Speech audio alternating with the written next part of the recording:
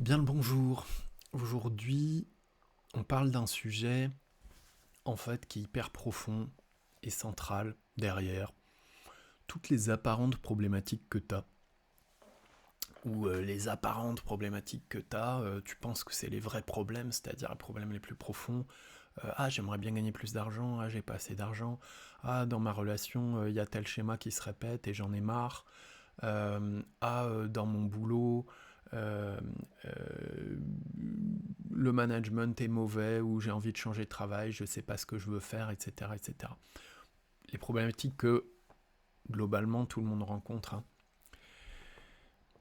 J'ai envie de les aborder différemment parce que pour moi, là on parlait avec Séverine de témoignages, mettre des témoignages sur notre site internet. Euh, les choses, tu peux les faire pour plusieurs raisons. Si la raison n'est pas plus d'amour dans ta vie, tu vas pas avoir de résultats. Je le dis autrement. Si tu cherches plus d'amour dans ta vie, faut que tu t'ouvres à plus d'amour dans ta vie. Si tu obtiens des résultats sans plus d'amour, ça va te faire une belle jambe. Si tu as plus d'argent, mais qu'en fait, ça fait pas plus d'amour dans ta vie, tu vas vite te rendre compte que ça sert strictement à rien. Si tu as une relation amoureuse et que ça fait pas plus d'amour dans ta vie, tu vas te rendre compte qu'en fait ça sert strictement à rien, etc., etc.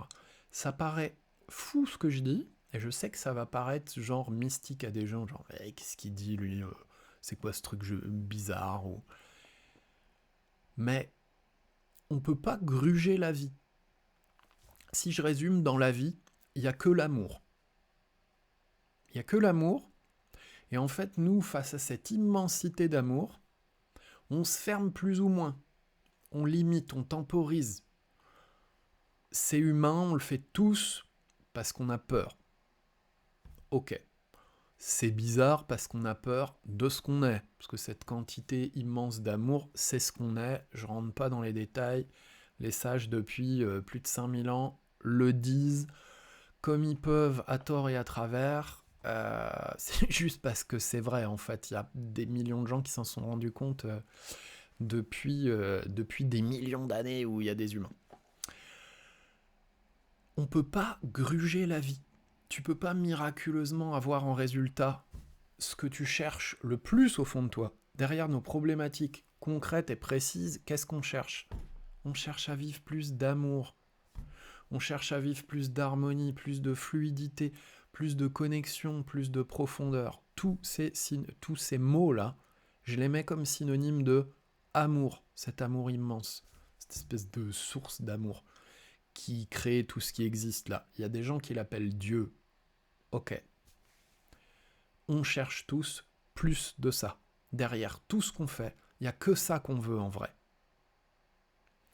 Déjà, c'est important de le voir. Regarde tous les sujets que tu as. Plus d'argent, meilleure relation, des amis, machin, hein. Et regarde si en vrai, ce que tu veux, c'est pas être beaucoup plus touché au cœur. Dans le marketing, depuis quelques années, on dit « Ah, on vend plus des produits, on vend des expériences. » C'est quoi le vrai sujet? On vend des émotions. Bon, le marché n'est pas encore mûr à parler de ça, mais la réalité, c'est que c'est pas des émotions qu'on cherche. Être touché au cœur, c'est pas une émotion. C'est vachement plus profond qu'une émotion. Et c'est ça qui nous fait peur. Pour le moment, on se cache, on dit oui, c'est de l'émotionnel. Ou les marketeurs. Ah, il faut vendre sur les émotions et de l'émotionnel. C'est faux. Ça vend. Mais ce qui change la vie des gens, c'est pas vendre des émotions ou vendre sur les émotions. C'est ce truc-là. L'amour, c'est pas une émotion. C'est beaucoup plus profond que ça.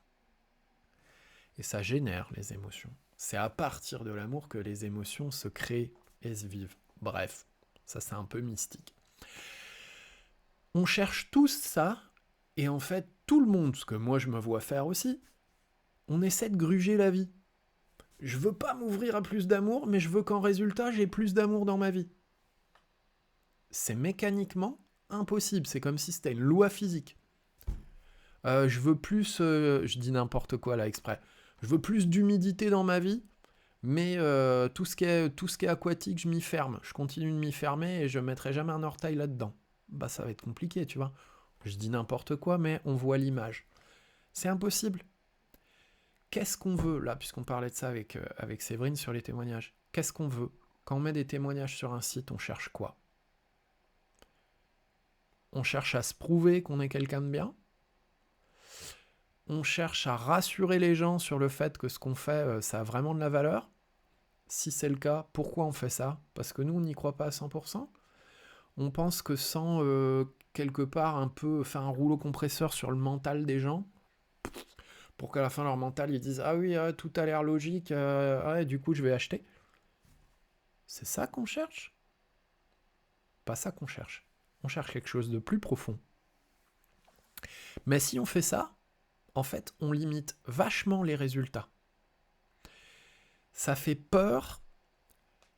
Dans ma vidéo, je sais qu'il y a des gens qui vont regarder, ils vont se dire « Ah, on comprend rien, c'est bizarre, il est bizarre, c'est mystique ».